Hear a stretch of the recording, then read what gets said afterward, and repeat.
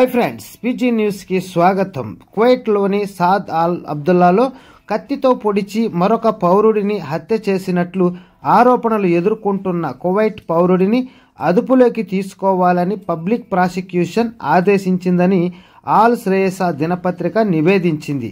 మృతదేహాన్ని పరిశీలించిన సంఘటనా స్థలాన్ని పబ్లిక్ ప్రాసిక్యూషన్ సందర్శించి శవ పరీక్ష నిర్వహించడానికి general department of criminal evidence మరియు జనరల్ డిపార్ట్మెంట్ ఆఫ్ ఫోరెన్సిక్స్ మెడిసిన్ను పిలిపించింది. నిందితుడిని విచారించారు మరియు మిగిలిన విధానాలను పూర్తి చేయడానికి దర్యాప్తు కొనసాగుతోంది అని జాబర్ ఆల్ అహ్మద్ ఆల్ శ్రేయస మరియు అరబ్ టైమ్స్ సిబ్బంది మరియు ఏజెన్సీల ద్వారా మనకు ఈ విషయం మనకు తెలిసిందన్నమాట.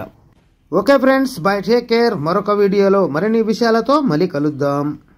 Don't forget to subscribe, like, share. Thanks for watching.